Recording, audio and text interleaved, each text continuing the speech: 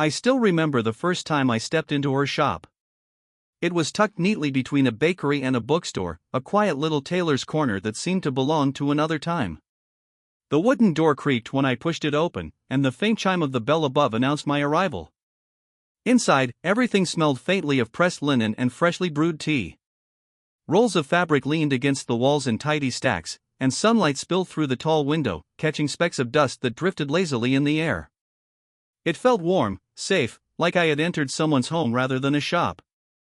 And then I saw her. She stood behind the counter, carefully folding a length of navy fabric, her movements calm and precise. She was my friend's mother, someone I'd seen in passing before at their house, but here, in her own space, she seemed different. There was a quiet confidence in the way she held herself, shoulders straight, her presence filling the small room with ease. When she lifted her head and noticed me, her eyes softened instantly. "Oh," she said with a smile that carried both grace and kindness, "you must be here for the fitting." Her voice was gentle but assured, the kind that immediately set me at ease, even though my heart had started to thump harder than usual. I nodded quickly, trying not to look too nervous. She came around the counter, wiping her hands on a measuring cloth. Up close, I noticed the faint scent of lavender clinging to her, subtle, not overpowering. The kind of scent that lingers in memory long after. Her hair was tied up neatly, though a loose strand brushed against her cheek, catching the light. "Stand here," she instructed softly, guiding me toward a tall mirror.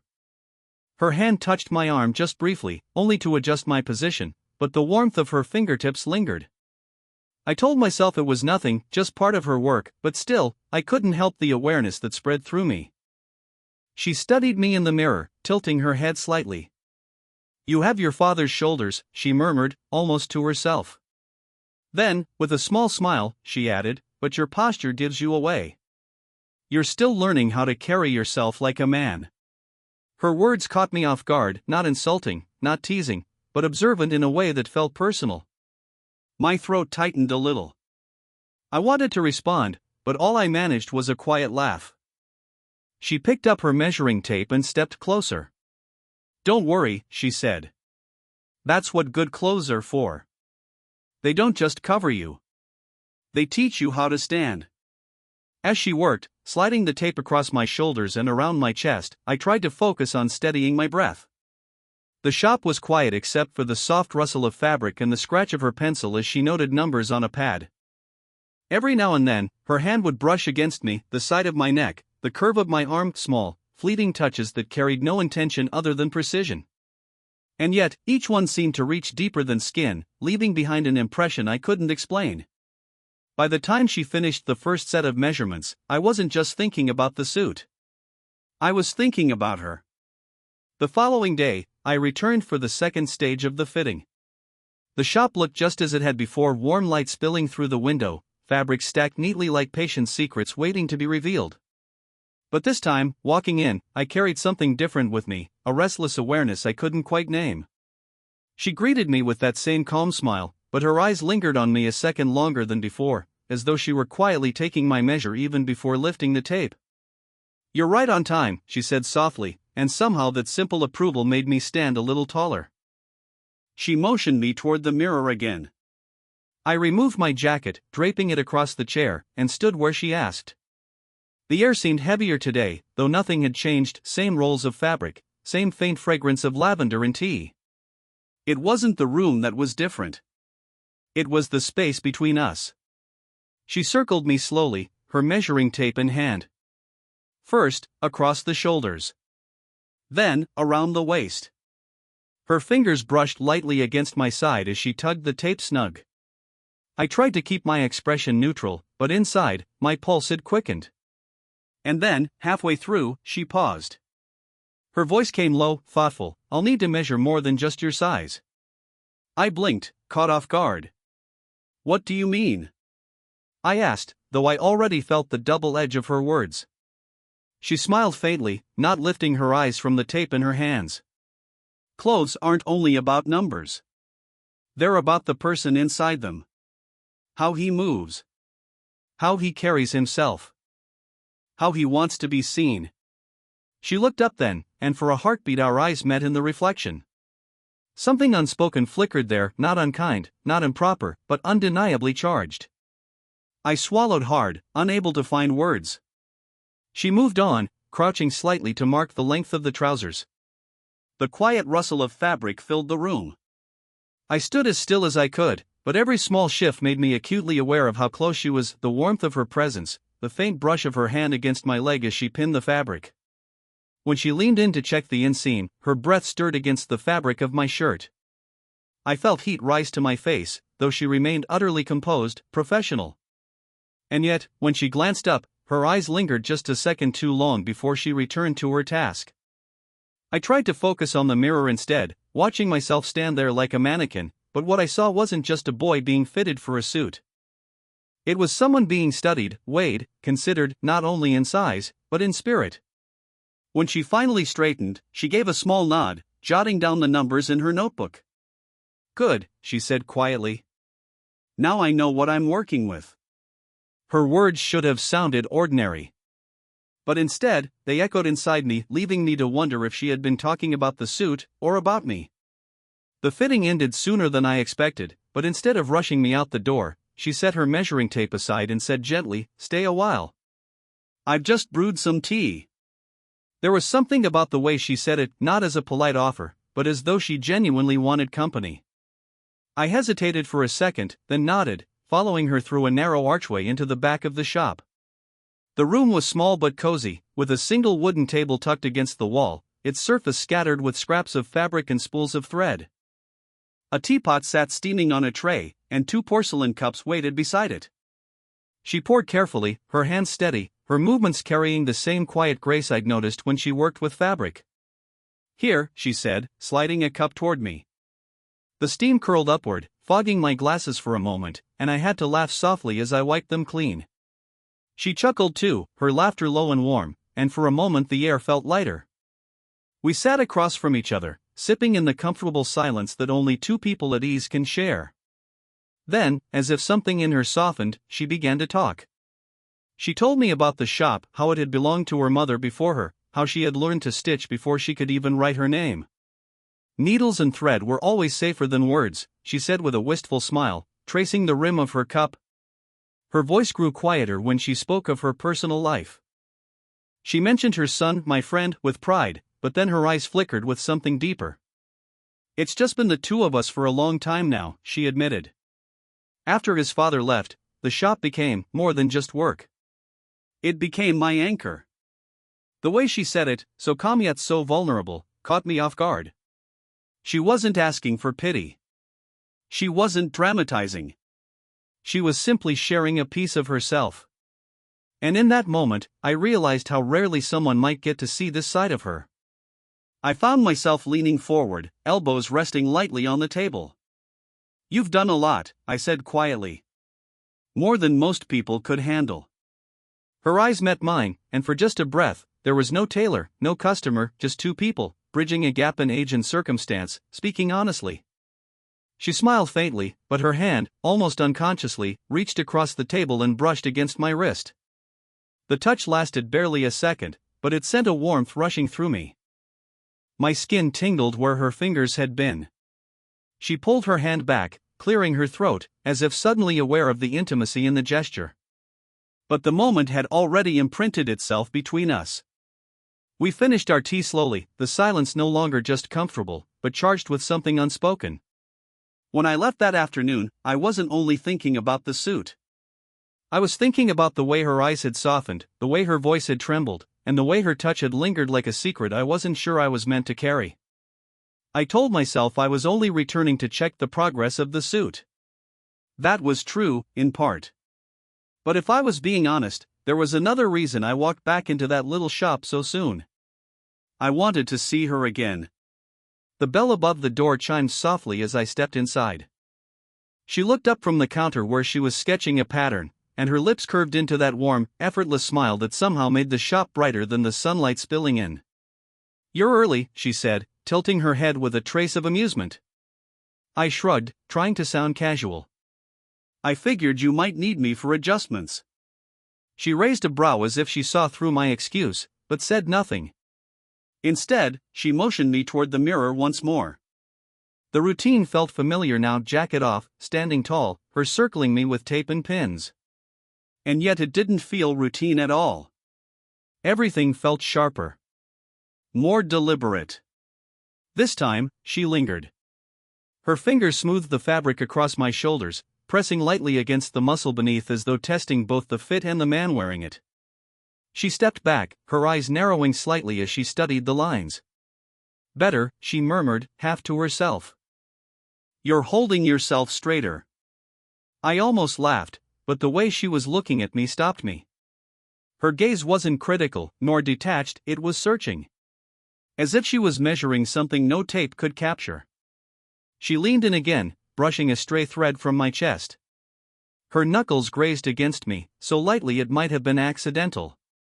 Still, the warmth of that fleeting touch seemed to burn through the cotton of my shirt. The silence stretched, but it wasn't uncomfortable. It was heavy with awareness, the kind that makes every breath feel louder, every heartbeat more pronounced. I could hear the faint ticking of the old clock on the wall, the scratch of her pencil as she noted something on the pad, the soft swish of her skirt as she moved. At one point, her hair slipped loose from its bun, falling across her cheek. Instinctively, I wanted to reach out and brush it away, but I held still, afraid of breaking the fragile balance between us. She tucked it back with a small, almost shy gesture, a rare glimpse of vulnerability that only deepened the pull I felt toward her. When she finally stepped back, her eyes met mine in the mirror. We didn't speak. We didn't need to. Something passed between us, quiet, unspoken, but undeniable. She broke the moment with a professional nod. "It's coming together well," she said softly, her tone carefully measured. But the faint curve of her lips betrayed a deeper warmth. As I left that day, carrying nothing more than the promise of a finished suit, I realized the shop had become more than a place of tailoring. It had become a place where every glance, every brush of her hand, every silence stretched longer than it should, and meant more than either of us dared to admit. It was during the third fitting that something shifted. She was pinning the sleeve of the jacket, standing close enough that I could feel the brush of her arm against mine as she worked. Her focus was steady, her lips pressed into a line of concentration. But then, all at once, her hands paused. She kept them there, hovering just above my arm, as if she'd forgotten what she was doing. I glanced down at her, and that's when I noticed it, the faint tremble in her fingers, the way her breath caught ever so slightly. Her eyes lifted to mine, uncertain, almost searching. And then, in a voice so quiet I almost thought I'd imagined it, she whispered, "It's strange, working on clothes for someone who reminds me so much of the man I used to dream of." The words hung between us, fragile and dangerous. She blinked quickly, as though realizing too late what she had said. "Forgive me," she added, trying to laugh it off, her cheeks flushing with color. "I shouldn't have said that. It was foolish." But it wasn't foolish. Not to me. I didn't speak right away. Instead, I reached out instinctively, gently placing my hand over hers. Her skin was warm beneath my palm, but I felt the faint tremor that betrayed her composure. For a long moment, neither of us moved. The shop was silent except for the ticking clock on the wall and the faint rustle of fabric. When I finally spoke, my voice was low, careful. "It's not foolish. You don't have to hide what you feel." She shook her head, pulling her hand back only slightly, though she didn't let go completely. "You're young," she murmured, her eyes fixed on the floor. "And I'm not supposed to think these things." There was pain in her voice, the kind that comes from years of holding herself back, of living carefully within the lines that life had drawn for her. I wanted to tell her that I understood. That it didn't matter. That the way I felt around her, the warmth, the pull, the quiet steadiness, wasn't bound by years or expectations. But instead of spilling everything, I squeezed her hand gently, grounding her in that moment. "You're allowed to feel," I said softly. "You're allowed to want."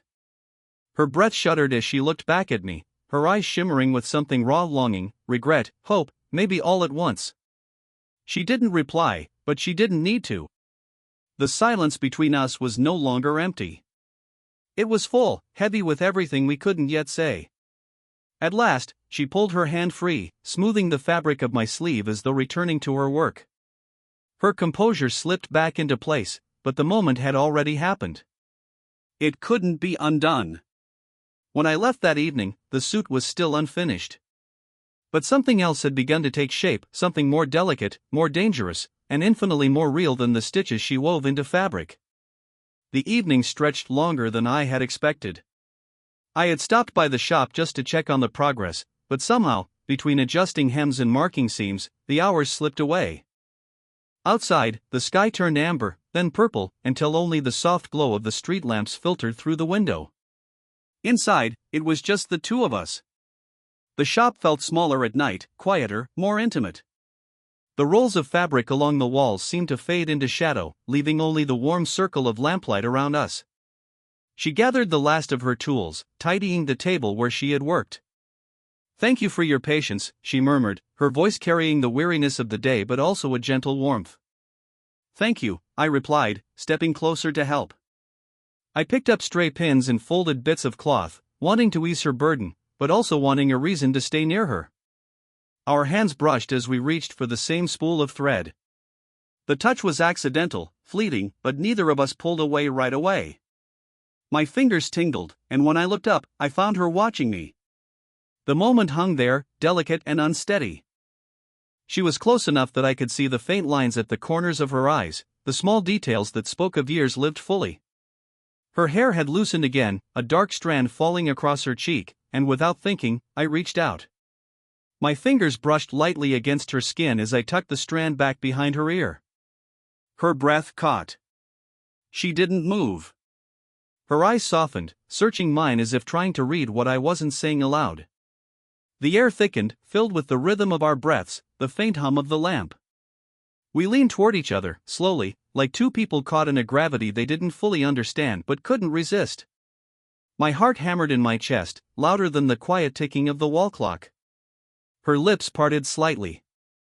The space between us shrank until I could feel the warmth of her breath against my mouth. For a heartbeat, it felt inevitable, the moment when silence would finally break into something more. But then, she pulled back. It was gentle, not abrupt. She placed her hand lightly on my chest, a barrier that was tender rather than cold. Her eyes held mine, steady but filled with something unspoken. A small smile touched her lips, soft, wistful, almost apologetic. "Not yet," she whispered. Her words weren't rejection. They were protection for me, for her, for the fragile thing we were both trying to pretend we weren't building. I nodded slowly, my throat tight, though I said nothing. She lowered her hand, letting it linger against me for a second longer before stepping away. The moment had passed, but it hadn't vanished. It lived in the charged silence, in the memory of almost, in the quiet ache that followed.